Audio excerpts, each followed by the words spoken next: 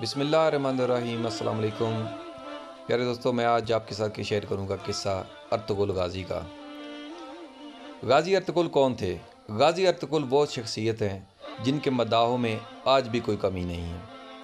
آج بھی جو ان کے مداح ہیں ان میں سر فہرست طیب اردگان اور عمران خان کا نام لیا جاتا ہے۔ اگر غازی ارطغرل جو سیریل ہے غازی ارطغرل کی زندگی پہ اگر آپ اس کی مکمل اقساط دیکھنے جاتے ہیں تو ڈسکرپشن میں دیے گئے لنک پہ کلک کریں۔ اس میں آپ کو مکمل 6 سیزن کی مکمل اقساط ملیں گی۔ غازی ارطغرل سلطنت عثمانیہ کے بانی ہیں۔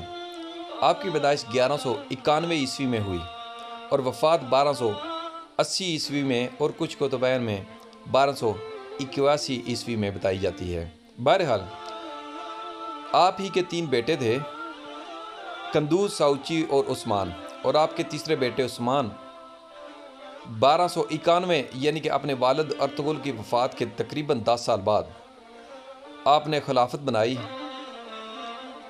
اور ارطغرل کے اسی بیٹے عثمان کے نام سے ہی خلافت کا نام خلافت عثمانیہ رکھا گیا۔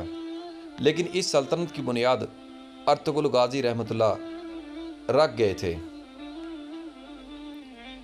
اس کے بعد اس سلطنت نے 1291 عیسوی سے لے کے 1924 تک کم و بیش 600 سال سے زائد عرصہ تک ان ترکوں کی تلواروں نے امت مسلمہ کا دفاع کیا، اور اس کے علاوہ جو ان کے خاص کارنامے ہیں ان میں مسجد نبوی اور گنبد حضرا اور مسجد حرام کی جدید تعمیر، اس کے علاوہ سیدنا امیر حمزہ کا مزار، اس کے علاوہ مکہ مکرمہ تک ایک عظیم و شان نہر، آقا دو جہاں حضرت محمد صلی اللہ علیہ وآلہ وسلم کے مزار انور کے گرد سیسا پلائی دیوار، مکہ مکرمہ تک ٹرین منصوبے جیسے عظیم و شان کارنامے اسی سلطنت نے انجام دیے۔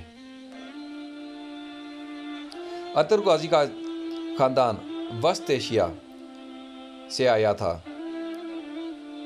ان کے جد امجد اغوز خان کے 12 بیٹے تھے،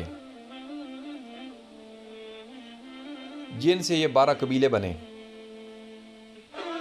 جن میں سے ایک یہ کائی قبیلہ تھا۔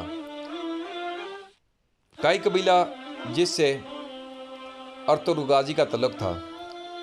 آپ کے والد کا نام سلمان شاہ تھا۔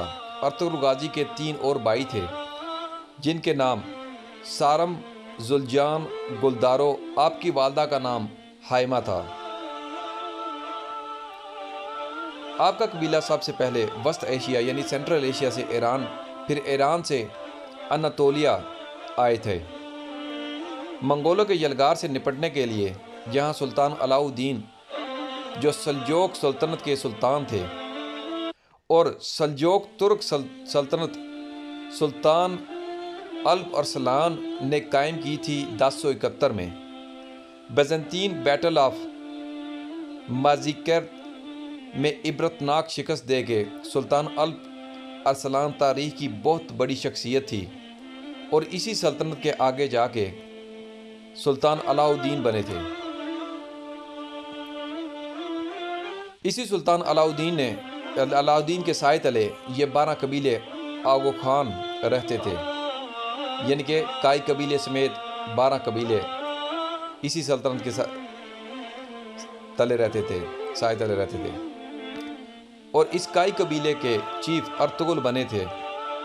اپنے والد شاہ سلمان کی وفات کے بعد سب سے پہلے اہلت آئے تھے، پھر اہلت سے حلب گئے تھے۔ 1232 جہاں سلطان صلاح الدین ایوبی کے پوتے العزیز کی حکومت تھی، سب سے پہلے ارطغرل غازی کو اس کے محل میں موجود غداروں سے نجات دلائی۔ ارطغرل غازی نے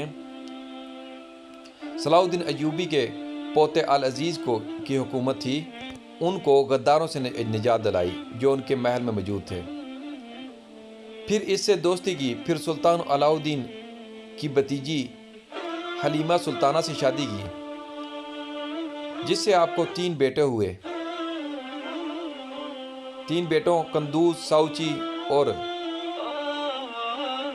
عثمان 3 بیٹے ہوئے۔ ایوبیوں اور سلجوکیوں کی دوستی کروائی آپ نے، صلیبیوں کی ایک مضبوط قلعے کو فتح کیا آپ نے جو حلب کے قریب تھا۔ اس کے بعد ارطغرل سلطان علاء الدین کے بہت قریب ہو گیا۔ اس کے بعد منگولوں کی یلغار قریب ہوئی تو ارطغرل غازی نے منگولوں کے ایک اہم لیڈر نویان کو شکست دی۔ نویان منگول بادشاہ اوکتائی خان کا رائٹ ہینڈ تھا۔ اوکتائی خان کا یہ دستے بازو تھا نویان، اور اوکتائی خان چنگیز خان کا بیٹا تھا، اور اس اوکتائی کا بیٹا ہلاکو خان تھا، جس نے بغداد کو اس قدر روندا تھا کہ بغداد کی گلیاں خون سے بھر گئی تھی اور دریائے فرات سرخ ہو گیا تھا۔ اس نویان کو شکست ارطغرل نے دی تھی۔ پھر ارطغرل غازی اپنے قبیلے کو لے کے سوگت آئے، بالکل قسطنطنیہ کے قریب، اور پہلے وہاں بیزنطین کی ایک اہم قلعے کو فتح کیا اور یہی تمام ترک قبیلوں کو اکٹھا کیا، اور سلطان علاء الدین کے بعد آپ کے بیٹے غیاث الدین بن گئے۔ ان کی بیٹی کے ساتھ عثمان کی شادی ہوئی۔ ایک جنگ میں سلطان غیاث الدین شہید ہو گئے تو عثمان غازی سلطان بن گئے، اور ان کی نسل جا کے سلطان محمد فاتح رحمۃ اللہ تھے، اور انہی کی نسل میں آگے جا کے سلطان محمد فاتح رحمۃ اللہ تھے۔ سلطان محمد فاتح جو 1453 میں جا کے جنہوں نے قسطنطنیہ فتح کیا۔ قسطنطنیہ کے بارے میں جیسے کہ اللہ کے نبی صلی اللہ علیہ وسلم کی پیشنگوئی کی ہوئی جو حدیث تھی وہ مکمل کی، وہ پوری کی سلطان محمد فاتح رحمۃ اللہ نے۔ تاریخ میں ارطغرل غازی جیسے جنگجو بہت کم ملتے ہیں، لیکن ہماری نسل ان کو جانتی نہیں۔ بہت بہادر جنگجو تھے آپ۔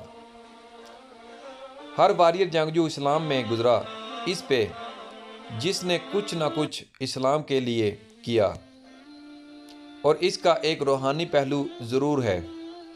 اس کے پیچھے ایک روحانی شخصیت ضرور ہوتی ہے جس کی ڈیوٹی اللہ پاک نے لگائی ہوتی ہے۔ تاریخ اٹھا لیں، بھلے اسلام کے آغاز سے لے کے اب تک، آج بھی اگر کوئی اسلام کے لیے، امت مسلمہ کے لیے کوئی ڈیوٹی کر رہا ہے تو اس کا روحانی پہلو بھی ضرور ہوگا۔ اسی طرح اس جنگجو ارطغرل غازی کے پیچھے بھی اللہ پاک نے ڈیوٹی لگائی تھی۔ وہ شیخ تھے، شیخ محی الدین ابن عربی رحمۃ اللہ تھے۔ اب شیخ محی الدین ابن عربی آپ نے درجنوں کتب کے مصنف تھے آپ۔ اس کے ساتھ آپ نے قرآن کی مایہ ناز تفسیر لکھی، اور آپ علم کی دنیا کے بادشاہ جانے جاتے تھے، اور تصوف میں بھی آپ کا ثانی کوئی نہ تھا۔ جو اندلس سے ارطغرل کی روحانی مدد کو پہنچے تھے۔ امام ابن عربی نے ارطغرل غازی کو 2 مرتبہ موت کے منہ سے نکالا، اور ہر وقت ارطغرل کی روحانی مدد کرتے رہتے تھے۔